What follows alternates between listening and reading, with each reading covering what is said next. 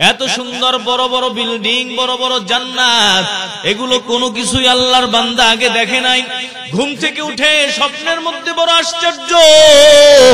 আশ্চর্য হয়ে শুধু এদিক সেদিকে তাকায় আর মনে মনে বলতেছে কোথায় গেল ওই আল্লাহর বান্দা যে আমাকে ঘুম থেকে জাগাইলো, বান্দা কই গেল? তাকে শুধুমাত্র তালাশ করতেছে আল্লাহর বান্দা। কিছুক্ষণ পর ওই মানুষটা আবার আইসা উপস্থিত হইল। আবার আসার পর তাকে আবার জিজ্ঞাসা করলো ব্যাপারটা কি?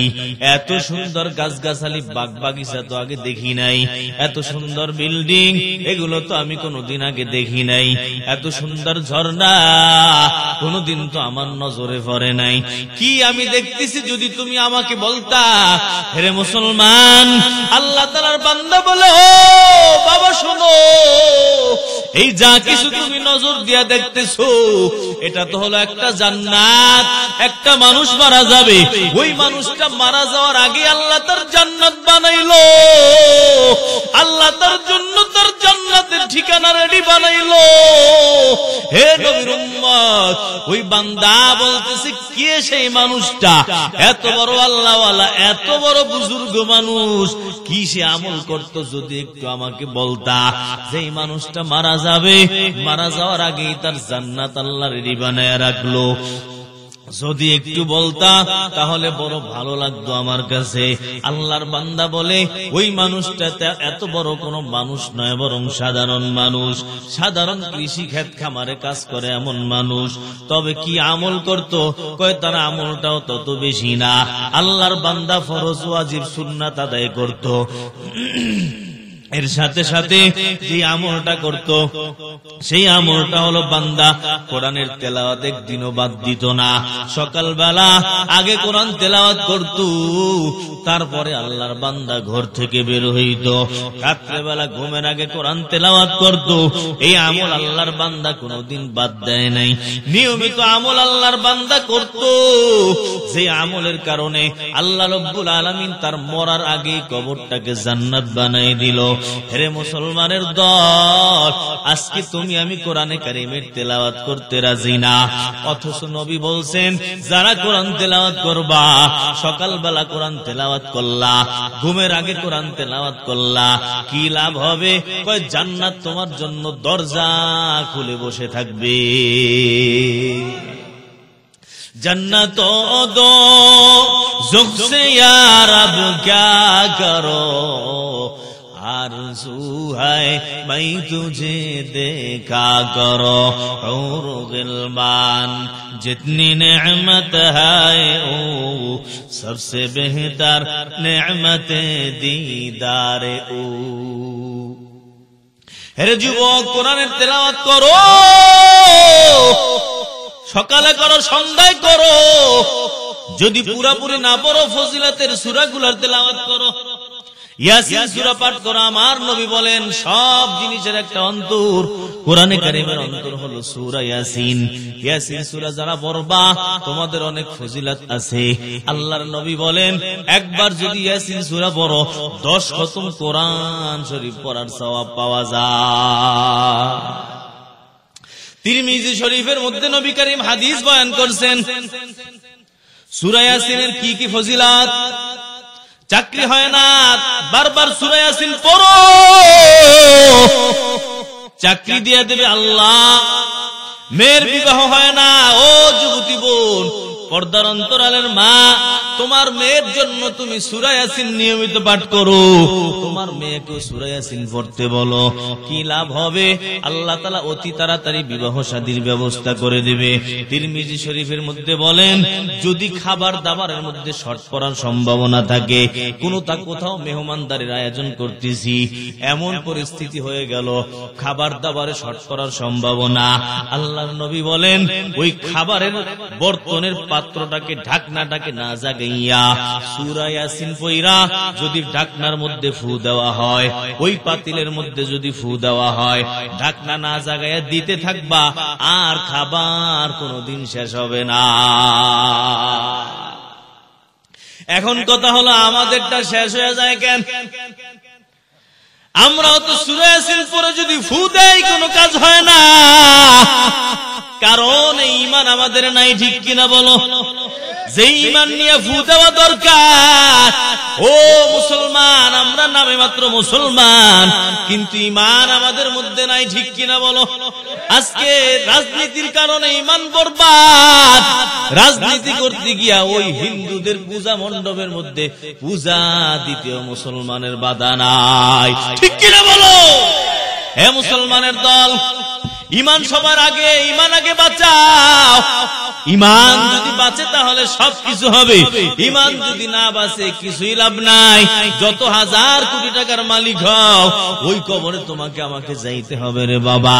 ওই কবর কাউকে চিনবে না, কে বড় লোক, কে এমপি, কে মন্ত্রী, কারো সাথে কবরের কোনো খাতির নাই।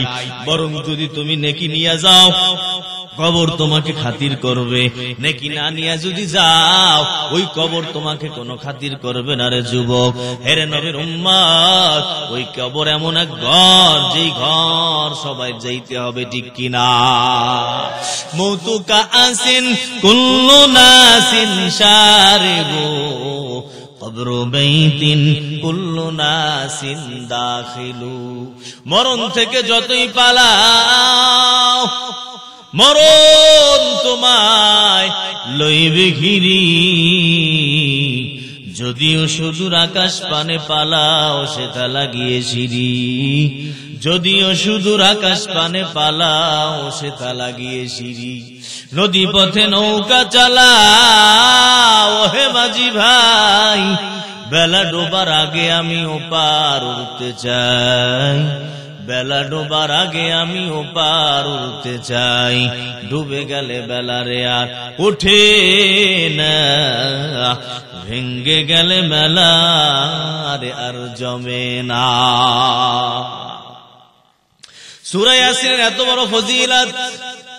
রাস্তার মধ্যে চলতেছো, রাস্তা হারায় গেছো, আমার নবী বলেন ওই রাস্তার মধ্যে দাঁড়াইয়া সূরা ইয়াসিন তেলাওয়াত করো, দেখবা আল্লাহ তাআলা তোমাকে রাস্তা পাওয়াইয়া দিবে। এর যুবকের দল, যে কোনো মুসিবতের মধ্যে বড় সূরা ইয়াসিন তেলাওয়াত শুরু করে দাও। এর বিনিময়ে কি লাভ? ওই আল্লাহ তাআলা তোমার মুসিবতকে দূর বানায়া দিবে। চাকরি পাও না, সূরা ইয়াসিনের তেলাওয়াত বেশি বেশি করো, আল্লাহ তোমার চাকরির ব্যবস্থা করবে। আজকে এইগুলা পড়তে পর্যন্ত আমরা রাজি না। ইয়াসিন সূরা পড়তে পারো না, কিন্তু মোবাইলের মধ্যে ইয়াসিন সূরা আছে না নাই? এর যুবক, ওই মোবাইল ছাইরা কানের মধ্যে তেলাওয়াতটা শোনো। কি লাভ?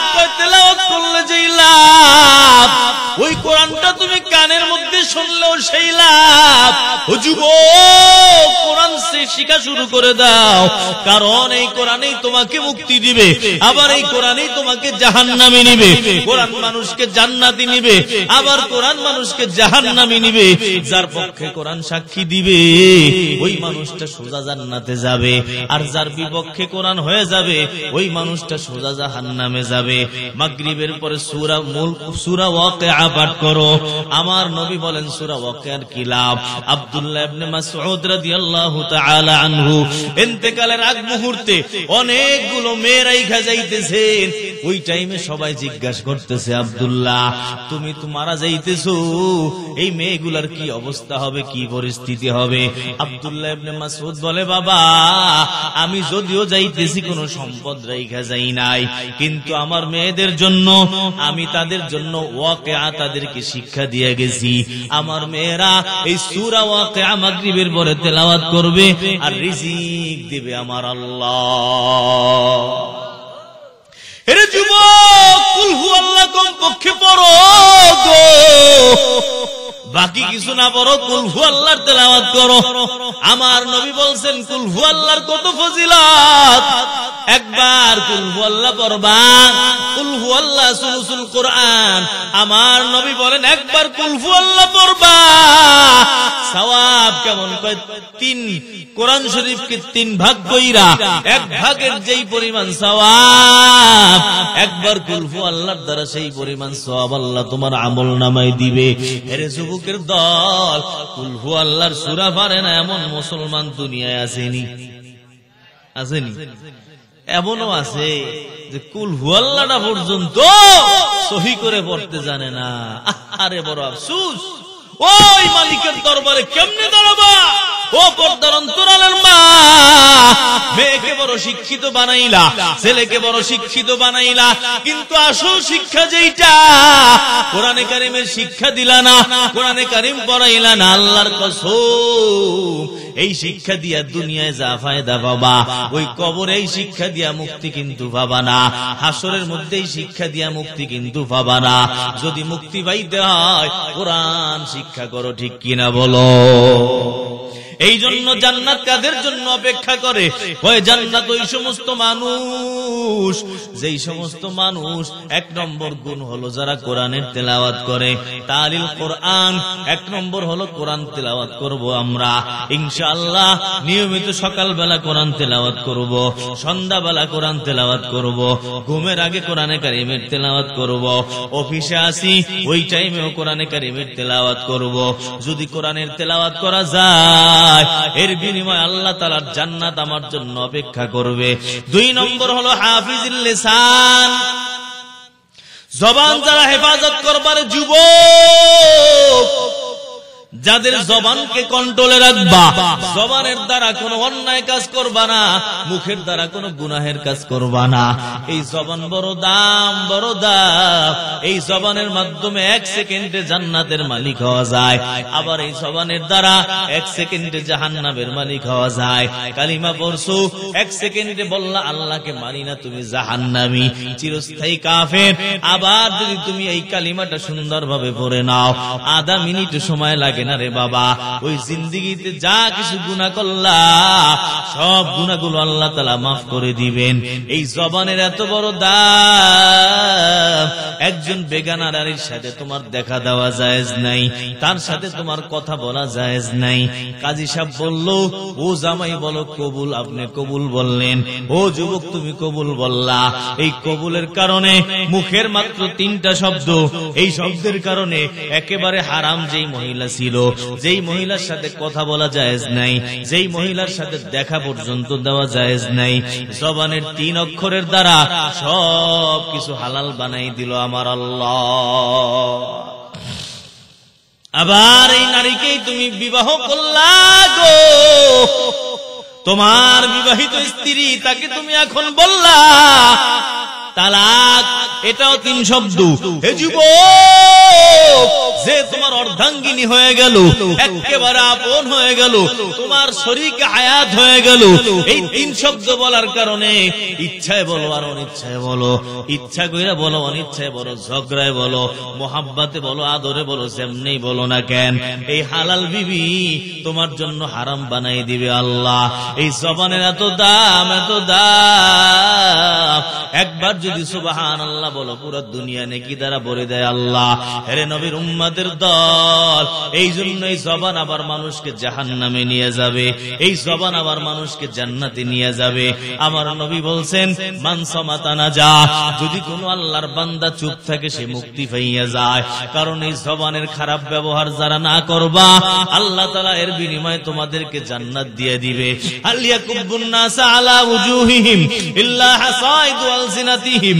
আমার নবী বলছেন না যুবক, আলিয়াকুবুন নাস আলা উজুহিহিম, কিয়ামতের ময়দান যখন কায়েম হবে, আমার নবী বলছেন কিছু মানুষদেরকে হাঁটতে বাধ্য করা হবে, তাদেরকে বলা হবে তোমাদের পা উপরের দিকে দিয়ে দাও, আর তোমাদের জবানটাকে, মাথাটাকে নিচের দিকে দাও, এরপর তোমরা মাথার উপরে হাঁটতে থাকো, মুখের উপরে হাঁটো। হে নবীর উম্মত, দুনিয়ায় যেমন কল্পনা করা কঠিন, আখিরাতেও তেমন কল্পনা করা কঠিন।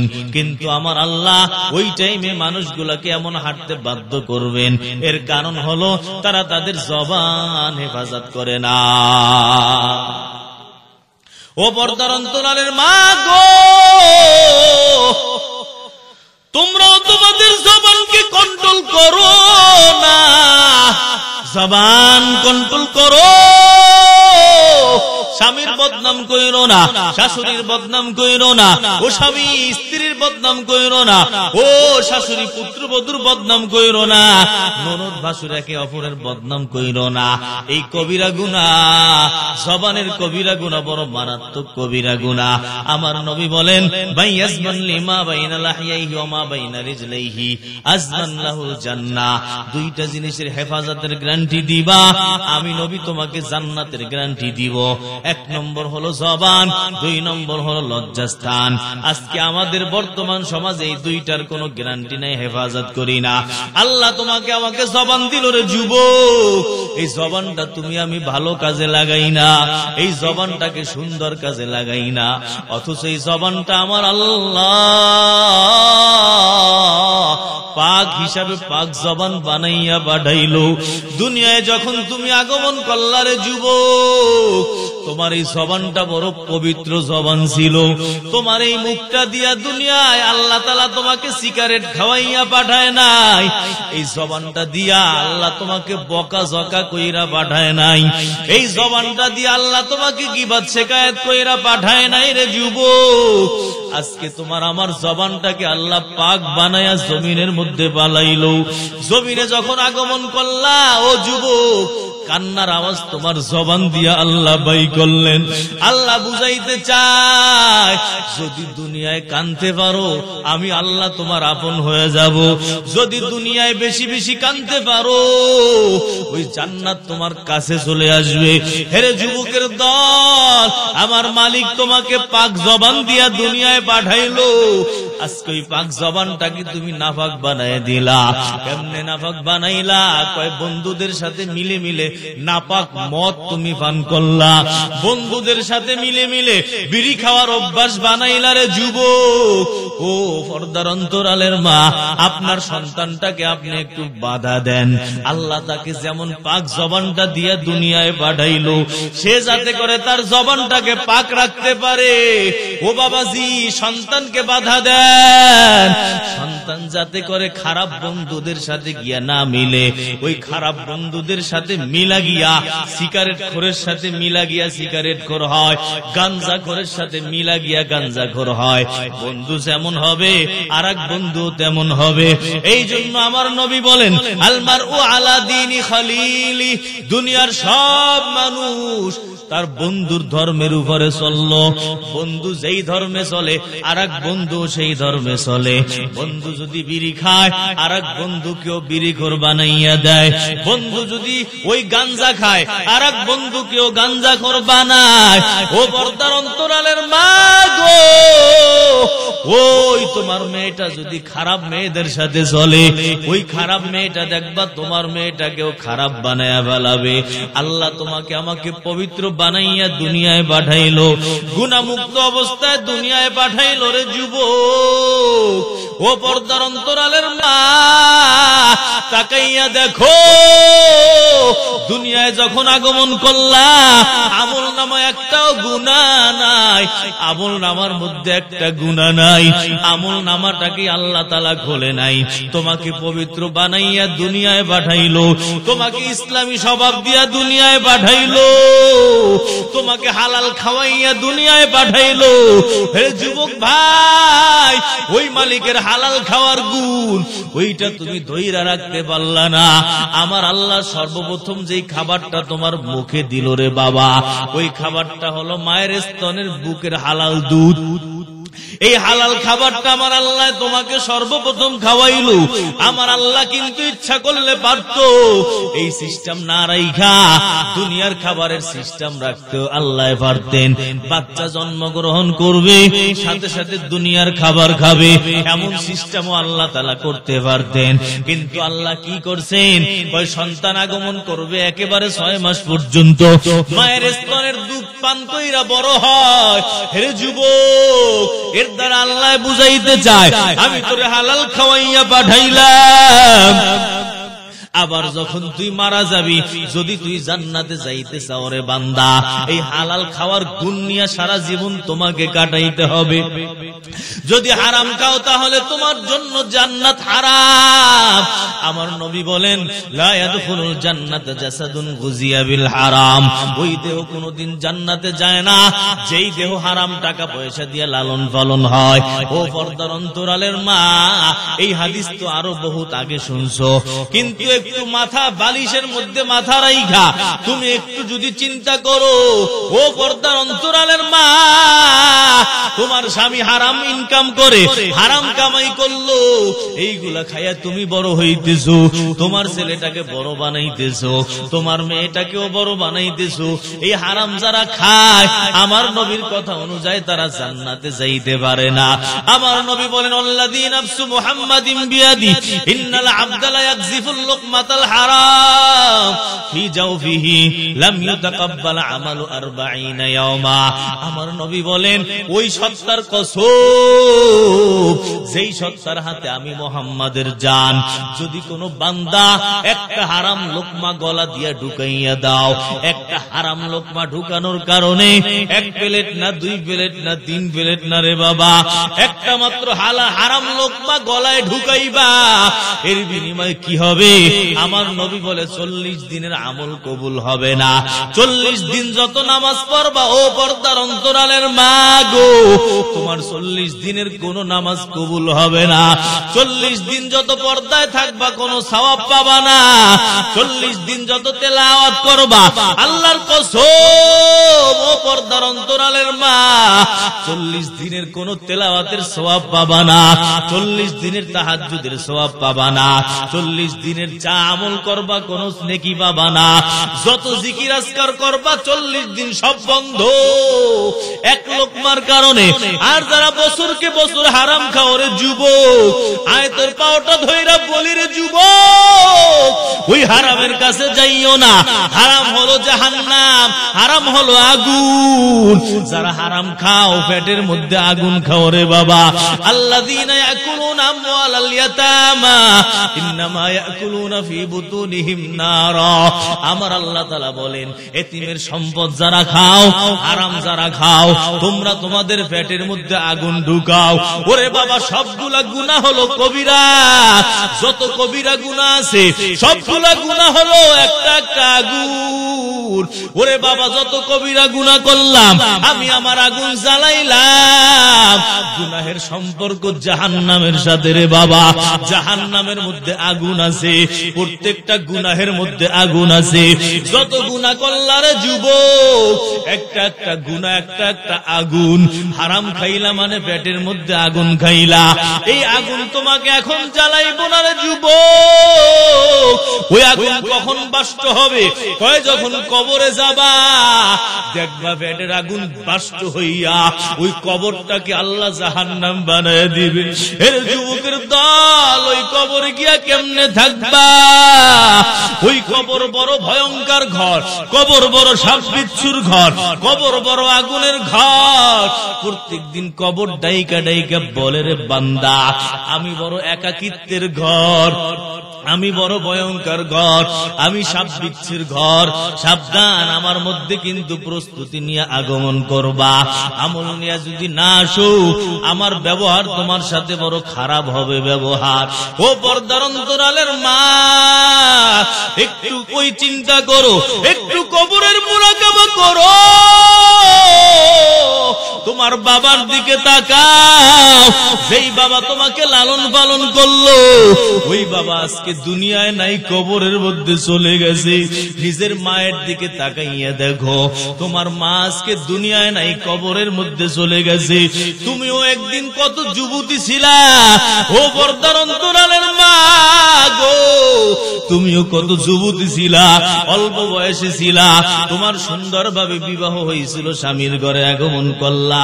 আজকে দেখো বয়স হয়ে গেছে, চামড়াটা কত সুন্দর ছিল, এখন সুন্দর নাই। একটা টাইমে এমন হবে, ও পর্দার অন্তরালের মা, তোমার ঠিকানাও হবে ওই কবর, আমার ঠিকানাও হবে কবর। হে যুবক ভাই, ওই কবরের মোরাকাবা করো, কবরের চিন্তা করো, কবরে গিয়া কেমনে তুমি থাকবা। ওই কবর বড় খারাপ জায়গা, কবর বড় খারাপ জায়গা। আজকে ঘরের মধ্যে ঘুমাও, শীতকালে ল্যাপ কম্বল মুড়া দাও রে যুবক। ওই কবরের মধ্যে ল্যাপ কম্বল বলতে কিছুই নাই। ওই কবরের মধ্যে গরমকালে তুমি ঘরে এসি লাগাইলা, ওই তোমার কবরের মধ্যে কোনো এসি নাই রে বাবা। ও পর্দার অন্তরালের মা, ও বুড়া বুড়া বাবারা শোনো, হারাম খাওয়া বন্ধ করে দাও। আমার নবী বলেন, মানিস তারা সাওবান বিআশারাতি দারাহিম, কোন মানুষ যদি 10টা টাকার মাধ্যমে একটা কাপড় খরিদ করলো, 10 টাকা দিয়ে একটা টুপি খরিদ করলো, 10 টাকা দিয়ে একটা জামা খরিদ করলো, ফিহি দিরহামুম মিন হারাম, ওই 10 টাকার মধ্যে একটা টাকা শুধুমাত্র হারাম, বাকি 9টা টাকা হালাল। আমার নবী বলেন, লাম ইয়াতাকাব্বালিল্লাহু লাহু সালাতান মা দামা আলাই। এই জামাটা গায়ে দিয়া, এই টুপিটা পইরা, এই গেঞ্জিটা গায়ে দিয়া যতদিন বান্দা তুই নামাজ পড়বি গো, তোর একটা নামাজও মালিকের দরবারে কবুল হবে না।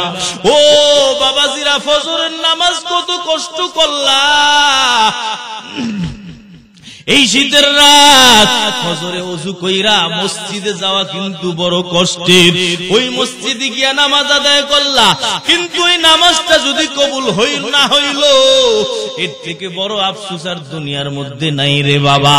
ও পর্দার অন্তরালের মা, তোমার স্বামীকে তুমি বাধা দাও, তোমার সন্তানকে তুমি বাধা দাও, তুমি নিজে অবিরত থাকো। আজকে ঘরে ঘরে সুদ ঢুইকা গেছে, ঠিক কিনা বলো? হে মুসলমানের দল, এই সুদ এত বড় মারাত্মক।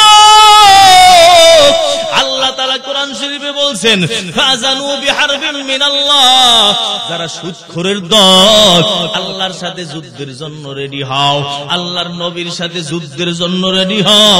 ও বাবারা, তোমাদের পায়ে ধরি, আর এই রাস্তায় যাও না বাবা, এটা মুসলমানের রাস্তা নয়, কোরআন হাদিসের বিরোধী রাস্তা। এই রাস্তায় যারা যাবার যুবক, আল্লাহর কসম, সুদের যারা লেখো তারাও বড় জাহান্নামী, সুদের যারা সাক্ষী থাকে তারাও জাহান্নামী, সুদের যারা ব্যবসা করে তারাও জাহান্নামী। সুদের গুনার অনেক 70টা স্তর আছে। সর্বনিম্ন স্তর হলো নিজের আপন মায়ের সাথে জিনা করা। এর যুবক, যত বড় নাফরমানি হও না কেন, নিজের মায়ের সাথে গুনাহ করতে কিন্তু রাজি না।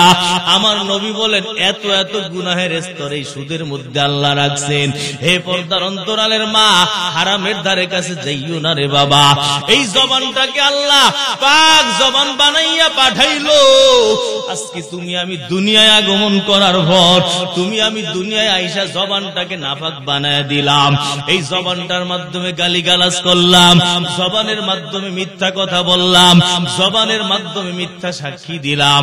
মিথ্যা কথা বলা সবচেয়ে বড় কবিরা গুনাহ। ও যুবক ভাই, আজকে তোমরা ব্যবসা করো, ওই ব্যবসার মধ্যে মিথ্যা কথা বলো, আল্লাহর কসম, সবচেয়ে বড় 3টা কবিরা গুনার মধ্যে একটা হলো মিথ্যা কথা বলা। মিথ্যা সাক্ষী দেওয়া বড় কবিরা গুনাহ, মিথ্যা কথা বলা বড় কবিরা গুনাহ। এইগুলা ছাইরা দাও। মুনাফিক যেই মানুষটা, সে শুধুমাত্র মিথ্যা কথা বলতে পারে, মুসলমানরা কোনোদিন মিথ্যা বলতে পারে না। আজকে তুমি আমি মুসলমান, কিন্তু তাকাইয়া দেখো, তোমার আমার জবান দিয়েও মিথ্যা কথা বের হয়। আমার নবী বলছেন, যারা জবানকে কন্ট্রোল করবা, জবানকে যারা হেফাজত করবা, তোমাদের জন্য জান্নাত অপেক্ষায় থাকবে। হে যুবক, তওবা করো। আল্লাহ যা ভুল হয়েছে আর জিন্দেগিতে করব না, তওবা করলাম, আর অন্যায় কাজ কোনোদিন করব না। ও পর্দার অন্তরালের মা, জবানকে কন্ট্রোল করো, গীবত শিকায়েত বন্ধ করো। যতই নামাজ পড়ো না কেন, এই গীবত যদি বন্ধ না হয়, আল্লাহর কসম, জান্নাতে কোনোদিন যাওয়া যাবে না। 3 নম্বর, জান্নাত কার জন্য অপেক্ষা করে? আমার নবী বলেন, অমুতিমিল জিয়ান, ওই মানুষটার জন্য জান্নাত অপেক্ষা করে। ওই কোন মানুষটা? যেই মানুষটা ক্ষুধার্ত মানুষকে খাওয়ায়, ক্ষুধার্ত ব্যক্তিকে খাবার খাওয়াইয়া দেয়, ক্ষুধার্ত মানুষকে যে খানা খাওয়ায়, ওই মানুষটার জন্য জান্নাত বড় অপেক্ষা করে। আজকে আমাদের সমাজের অবস্থা হলো ক্ষুধার্ত মানুষকে আমরা খাওয়াইতে রাজি না। যদি বিবাহের অনুষ্ঠান হয় গরিব মানুষগুলোকে বাদ দিয়া বড় লোকগুলারে দাওয়াত দেয়, ঠিক কিনা বলো? আমাদের সমাজের দিকে তাকাও, ওই গরিব মানুষের কোনো দাম নাই, অথচ ওই গরিব মানুষটাকে যদি খাবার খাওয়াও ওই গরিব মানুষটা তোমার জন্য দোয়া করবে, আল্লাহর দরবারে এই দোয়া পৌঁছায় যাবে। সমাজের মধ্যে বিবাহের অনুষ্ঠান করা হয়, মানুষকে খাওয়ানো হয়, কিন্তু খাওয়াইয়া আবার টাকা রাইখা দেয় মুসলমান আছে না? না। বিবাহের অনুষ্ঠান করলো, ওই খানা বিবাহের অনুষ্ঠানের মধ্যে পুরস্কার নেয়, টাকা হাদিয়া গ্রহণ করে, এটা কোনোভাবে জায়েজ নাই রে বাবা। খাওয়াবা তো আল্লাহর জন্য খাওয়াও, গরিব মানুষদেরকে খাওয়াও, ভাই বোনদেরকে খাওয়াও, আত্মীয় স্বজনদেরকে খাওয়াও। যদি খাওয়াইতে পারো এইটা এত বড় আমল, এর মতো আমল দুনিয়ার মধ্যে নাই। আমার নবী বলেন যারা মানুষকে খাওয়ায় তাদের জন্য জান্নাত বড় অপেক্ষা করে, ঠিক কিনা বলো? কিন্তু আমাদের সমাজের মধ্যে আত্মীয়রেও খাওয়াইতে রাজি না। যদি আত্মীয় বেড়াইতে আসে, বউ কয় তোমার ভাই এখন আইছে কে, আমি পারবো না খাওয়াইতে, আছে না নাই? অভাব নাই সমাজের মধ্যে। হ্যাঁ, নিজের আপন মা, ওই আপন মাকে সন্তান ভাত দেয় না, খাওয়ায় না, এমন আছে না? অভাব নাই। এ সন্তান, ওই মার কপায়ের নিচে হলো তোর জান্নাত। যদি জান্নাতে যাইতে চাও মায়ের পায়ের নিচে দুনিয়ার মধ্যে থাকতেই ঢোকো। যদি মায়ের পায়ের নিচে যাওয়া যায় তাহলে জান্নাত বাবা, না হলে তো জান্নাতের ঘেরানো হওয়া যাবে না, ঠিক কিনা বলো? এই জন্য মানুষকে খাওয়ানোর অভ্যাস বানাই। মানুষকে খাওয়াইলে কি লাভ? জান্নাত তার জন্য দরজা খুইলা অপেক্ষায় থাকে। অথচ আমরা খাওয়াইয়া খাওয়াইয়া মাইয়ার বিয়ে খাওয়ানোর আয়োজন করছে, 500 মানুষ দাওয়াত দিছে, 5 লাখ খরচ হইব, ইনকাম হইব 15 লাখ, ঠিক না? এই যে সুন্নাত, এই সুন্নাত কার? নবীর সুন্নাত নেই, নবী এইটা চালু করছিল। আচ্ছা বলেন, নবী বিবাহ করছেন 11 জন, এই নবীর বিবাহে এই সুন্নাত ছিল একটা? ফাতেমার বিবাহে ছিল, সাহাবায়ে কেরাম আশারায়ে মুবাশশারার বিবাহে এই অনুষ্ঠান ছিল। আজকে আমরা এই হিন্দুয়ানি যত প্রথা এই সবগুলা ঢুকাইছি মুসলমানদের মধ্যে। গায়ে হলুদ এটা তো সুন্নাত, তাই না? কেন সুন্নাত? হাজী সাহেব তো তার মেয়ের বিবাহে গায়ে হলুদ না করলে বিয়াই হয় না। তাহলে হাজী সাহেব এটা পাইলো কোথায়? হিন্দুদের থেকে মুসলমানরাই সব গ্রহণ করছে। আজকে বেপরদা বেহায়াপনা সুন্নাত বিবাহ এটা একটা নেকের কাজ, ঠিক কিনা? কারো জন্য ফরজ, কারো জন্য ওয়াজিব, কারো জন্য সুন্নাত, আবার কারো জন্য হারাম। এই নেকের কাজের মধ্যে গান বাজনা, আপনি বলেন এই মাহফিলে যদি এসে কেউ এখন ডেক সেট বাজায় আপনি ধরে রাখবেন নি? মসজিদে নামাজ আদায় করতেছেন, এই নামাজের মধ্যে যদি গান বাজনা শুরু করে আর অবস্থা খারাপ হবে না? তাহলে এই মসজিদে গান বাজানো যেমন, বিবাহের মধ্যে গান বাজানো তেমন।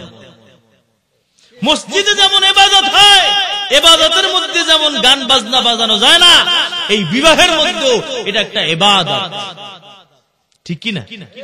ইবাদত কেন?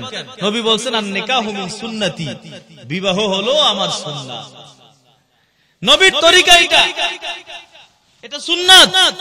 এবং এইটা নবীর তরিকা, কারো জন্য ওয়াজিব হয়, কারো জন্য ফরজ হয়, কারো জন্য সুন্নাত, কারো জন্য হারাম। এই নবীর তরিকার মধ্যে যদি কেউ গিয়া গান বাজনা ঢুকায় গুনাহ হবে না? আচ্ছা, আপনারা কি ওয়াদা করতে পারবেন যে হুজুর ইনশাআল্লাহ আমরা এই বিবাহের মতো নেকের কাজের মধ্যে আর গান বাজনা বাজাবো না? কে কে রাজি আছে? নারায়ে তাকবীর! আল্লাহ তৌফিক দান করেন। ভাই, মেয়ের জীবনটাকে একটা ছেলের কাছে অর্পণ করতেছি, আর এই জায়গার মধ্যে নাফরমানি গুলো শুরু করে দিলাম, যার কারণে তো সমাজে অশান্তি আর শেষ নাই, শেষ নাই। আজকে আমরা মানুষকে ফ্রি খাওয়াইতে রাজি না। খাওয়াবো কোন ছিলায়? কয় বাপের মৃত্যুবার্ষিকী।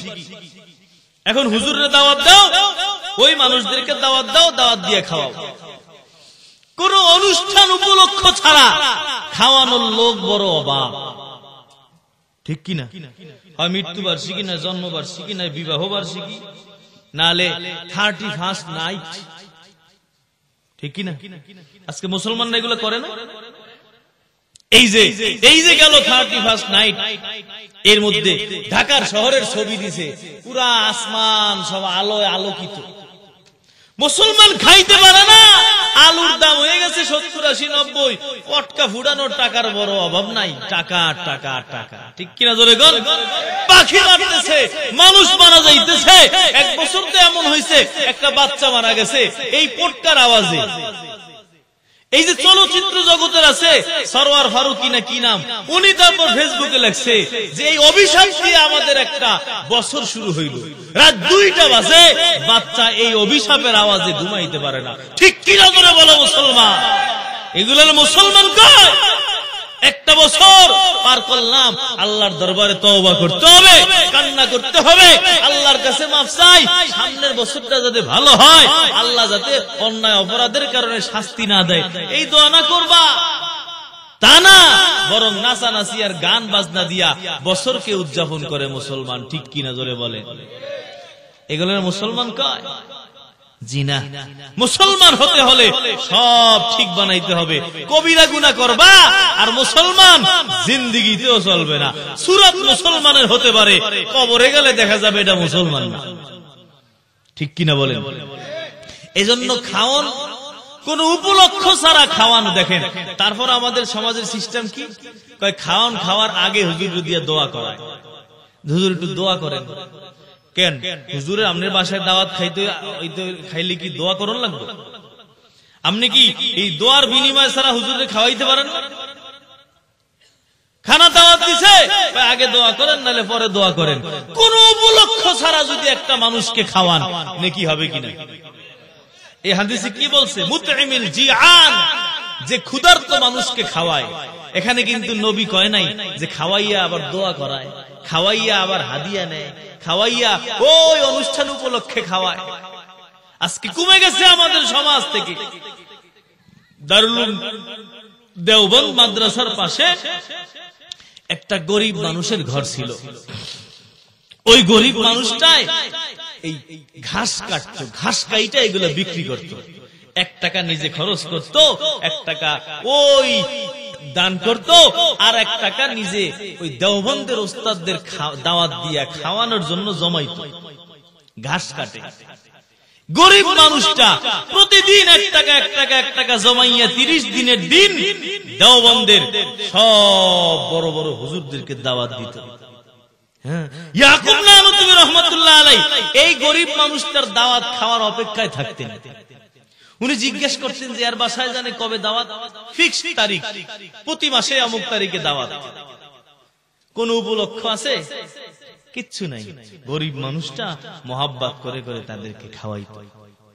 এই জিনিসটা আমাদের সমাজ থেকে উঠে গেছে। নাই, ইমাম সাহেবদেরকে খানা দিবে, এই খানা দেওয়ার লোক সমাজের মধ্যে নাই।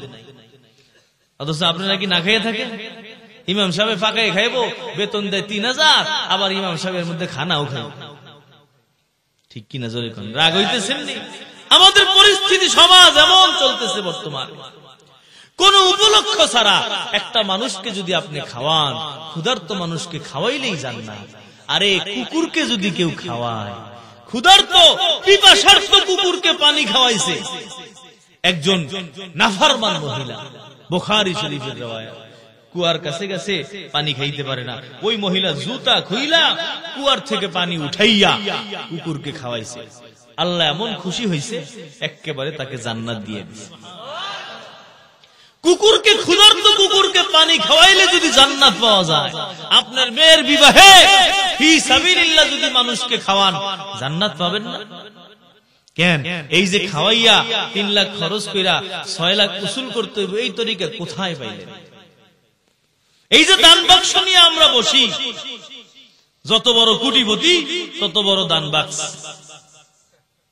কোন কোটিপতির এই দান বাক্স বন্ধ নাই। অথচ দেখেন অহরহ অঢেল পয়সা নষ্ট করতেছে।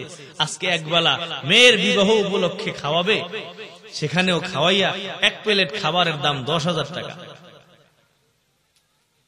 ঠিক না? কমপক্ষে 3000 টাকা এক প্লেট খাবারের দাম, 5000 টাকা। এখন যাকে দাওয়াত দিছে ওই বেচারা তো টেনশনে পড়ে গেছে যে আমার পকেট তো খালি, মাস শেষ, আমি এখন কি করব? কারো কাছে পায় না। গরিব মানুষটা সুদে আইনা পরে দাওয়াত খাওয়ার লেগে সুদে আইনা পরে দাওয়াত করে টাকা দেয়, ঋণ কইরা আইনা আরেকজনকে টাকা দেয়। এ কি মন থেকে দিছে? এ দাওয়াতটা কাটটা পাওয়ার পরে তার মাথায় পেরেশানি ঢুকে গেছে। ওরে খরচ, আলুর দাম এত, পেঁয়াজের দাম এত, এখন আবার দাওয়াতের দামও এত। এক প্লেট খাওয়ানোর দাম কমপক্ষে 3000 টাকা, ঠিক কিনা? এইটা কবিরা গুনাহ, কবিরা গুনাহ। যারা টাকা দেয় রুসুম রেওয়াজ দিতেছে মন থেকে না, তাদের গুনাহ হইতেছে। যারা নিতেছে মানুষের টাকাগুলা এভাবে জোর কইরা, ঠিক না, একটা সামাজিক একটা চাপ দিয়ে নিতেছে। কেন? আজকে আমার মেয়ের বিবাহ, আমি লিস্টি করে দাওয়াত দিছি, আবার লিস্টি লেখা আছে কে কে দিল না দিল, ওই লিস্টির নামের সাথে মিলায় কয়জনকে দাওয়াত দিছি, কয়জন আসছে, কয় টাকা দিছে। যে না দিবে তার মেয়ের বিবাহের সময় আবার জবাব দিয়ে দিবে, ঠিক কিনা? না গেলেও সমস্যা। বিবাহ দাওয়াত দিছে তো এখন যাইতেই হবে, যাইতেই হবে, না গেলেও সমস্যা। এই সামাজিক ভাবে বয়কট হয়ে যাবে। এই যে সামাজিক রুসুম রেওয়াজ সবগুলা হিন্দুদের থেকে আসছে, একটাও নবীর তরিকা না, ঠিক কিনা জোরে বলেন? আজকে আমরা মুসলমান হিসাবে এই সমস্ত রীতি রেওয়াজ নিয়ম কানুন বন্ধ করা দরকার। এমনকি মেয়ের বাড়ির অনুষ্ঠান কোরআন হাদিসে কোথাও নাই। যদি মেয়ের বাবার সামর্থ্য থাকে, সে যদি চিন্তা করে যে আমার মেয়ের বিবাহ, বাস আমি একটু মানুষকে খাওয়াই, সমস্যা নেই।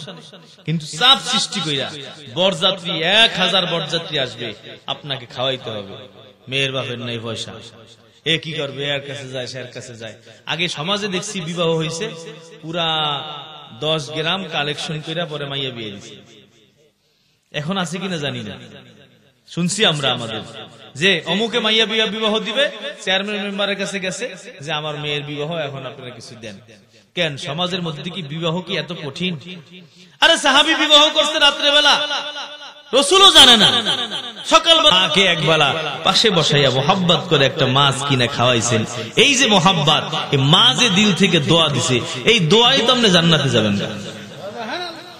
আর যুবকরা আজকে বাপ মারে খাওয়ান দিতে চায় না, বৃদ্ধাশ্রমে পাঠাইয়া দেয়, ঠিক কিনা বলেন? এখানে বাপ মারও দোষ আছে, বাপ মা এগুলার মানুষ বানায় নাই। শিক্ষিত হইলেই মানুষ হয় না, শিক্ষিত শয়তানও হয়। তাসলিমা নাসরিন কি আপনার আমার থেকে কম শিক্ষিত না বেশি? ও কি মুসলমান না নাস্তিক? কই, আর শিক্ষা তো আগে মুসলমান বানাইতে, মানুষ বানাইতে না তো কুত্তার মতো কথা কয়। কুত্তায় যেমন 14 স্বামী থাকে, ওরা বলে 14 স্বামী হইলে কোনো সমস্যা নেই। তোর মধ্যে আর কুত্তার মধ্যে পার্থক্য নাই। ও তো শিক্ষিত, ও তো অশিক্ষিত না। কই, ওর শিক্ষা তো আগে মানুষ বানাইতে পারলো না। এই শিক্ষা মানুষকে মানুষ বানাইতে পারে না। এই যে আমাদের আগের বক্তা বইলে গেছে, শিক্ষা ব্যবস্থাপনা যেই হালাত করছে, তারা পরীক্ষা পর্যন্ত নাই, গার্জিয়ানরা আন্দোলন করতেছে, টেনশনে পড়ে গেছি, আমাদের সন্তান কিছুই পড়ে না, তাই 2টা পর্যন্ত মোবাইল দেখে, মোবাইলে তার পড়াশোনা। পড়তে বসলে বলে যে মা কি পড়বো, বাবা কি পড়বো, কোনো পড়া তো নাই, কোনো পরীক্ষা নাই। ওই নৌকা বানাও, ওই ঝালমুড়ি বানাও, ডিম ভাজো, এই লোক আলু ভর্তা বানাও, বিছনা বিছায়, ওই স্কুলে গিয়া বিছনা বিছানো শিখায়। আপনি কোন, আপনি কি বিছনা বিছানো কি স্কুলে গিয়ে শিখছেন নি? পারেন না বিছাইতে? ডিম ভাজতে পারেন না? এ কি করে? হায় হায়, এই পরিস্থিতি শুরু হয়েছে আজকে। অথচ মাসালা শিখাও, স্কুলের বইতে একটা মাসালা আছে? একটা মাসালাও নাই। এ মুসলমান, তুই চলবি কেমনে? তোর শিক্ষায় যদি কোরআন হাদিসের মাসালা না থাকে, তুই মানুষটা কুকুর, এই পার্থক্য তুই কেমনে বুঝবি? ঠিক কিনা জোরে বলেন?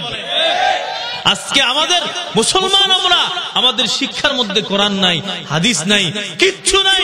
আজকে এটা আমাদের বড় শিক্ষিত সমাজ। এই জন্যই তো একটা বড় যখন ডাক্তার হয়, ওই ডাক্তার হয়ে 2 নম্বরই করে। বড় ইঞ্জিনিয়ার হয়, ইঞ্জিনিয়ার হওয়ার পরে রডের বদলে বাঁশ ঢুকায়, ঠিক কিনা? দেখেন নাই ছবি?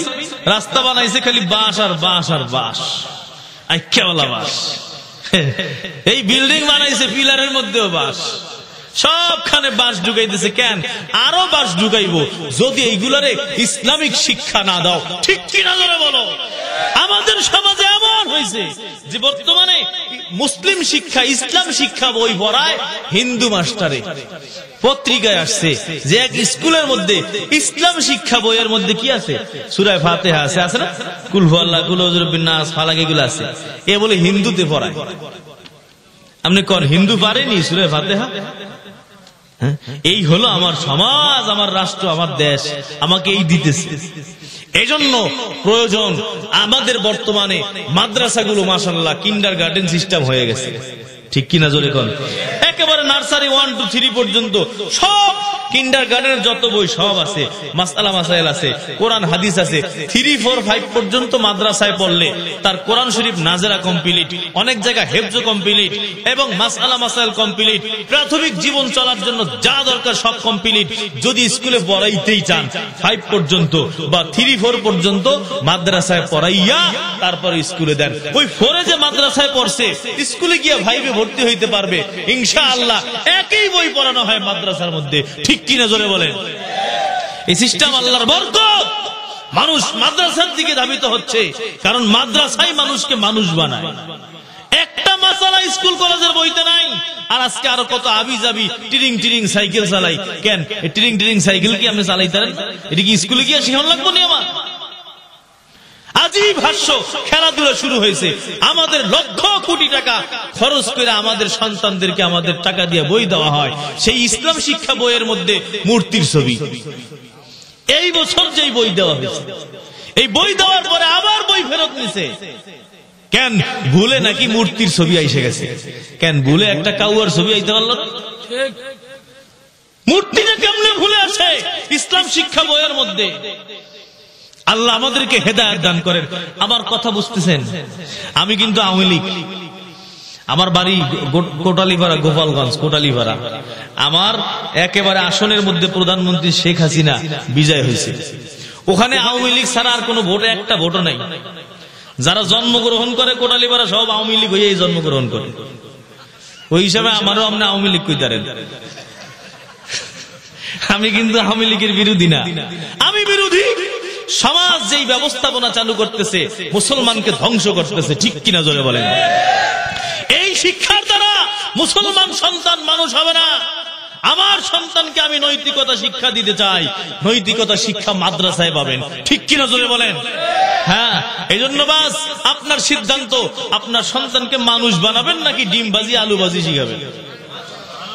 হ্যাঁ বাস। এই জন্য দেখেন যেটা বলতেছিলাম, সমাজের মধ্যে আমরা মানুষকে খাবার খাওয়াইয়া তার থেকে টাকা নেই, হারাম কাজ। মানুষকে ইমাম সাহেবকে শুধুমাত্র দাওয়াত দেয় মৃত্যুবার্ষিকী, তো ইমাম সাহেব তো মরার লেগে দোয়া করবেই যে আল্লাহ ওই ঘরে যেন একজন মরে, তাহলে তো আমি একদিনের ভালো খাইতে পারি। ঠিক কিনা? তো আমরা যদি খাওয়া নেই তো এই উপলক্ষে, ইমাম সাহেব কি করবো? ভালো আল্লাহ খাইতে পারতেছি না, একজনের মারাও কমপক্ষে একটু ভালো খাইতে পারবো। ডাক্তার তো দোয়াই করে আল্লাহ সব জানি রুগী হয়ে যায়, তাহলে আমার একটু টাকা পয়সা পকেটটা গরম হইব। আজকে এই পরিস্থিতি কেন? উপলক্ষ ছাড়া খাওয়ান যায় না। ওই যে ইয়াকুব নানো তুমি ওই গরিব মানুষটার জন্য অপেক্ষায় থাকতেন। মাস আসার আগেই জিজ্ঞেস করতেন যে ওই মানুষটার দাওয়াত জানো কবে? কেন? এই ঘাস বিক্রেতার খানাটা ছিল মোহাব্বতের খানা। মোহাব্বতের আলু ভাজি, ডিম ভাজিও বড় মজা লাগে। ঠিক কিনা জোরে বলেন? খাওয়ান না একজন ইমাম সাহেবকে দাওয়াত দিয়ে আপনি আলু ভাজি ডিম ভাজি দিয়েই খাওয়ান না যে হুজুর আমার এই তৌফিক আছে, আমি আপনাকে এই নরমাল খানা একদিন খাওয়াইতে চাই। আপনার আশেপাশে যে শাকগুলো আছে, আমরা ছোটকালে দেখছি ঘরের আশেপাশে অনেক শাক আছে যেগুলো লাগায় না, এমনিই হয়। এগুলো কিন্তু মজা লাগে। শহরের মানুষ এগুলো পাইলে খুব মজা করে খায়। মানে খাওয়ান একজনকে দাওয়াত দিয়া আল্লাহর জন্য, কি লাভ? জান্নাত আপনার জন্য অপেক্ষা করবে। সুবহানাল্লাহ বলে। 4 নম্বর হলো মুকসিল উরিয়ান, যাদের পোশাক নাই তাদেরকে যদি আল্লাহর জন্য পোশাক পরান, জান্নাত আপনার জন্য অপেক্ষা করবে। কিন্তু আমাদের সমাজে কি হয়েছে জানেন? চেয়ারম্যান মেম্বার দাঁড়াইলেই খালি কয়টা কম্বল লইয়া আসে, কয়টা শাড়ি লইয়া আসে, এই স্যার আর কেউ দিতে চায় না।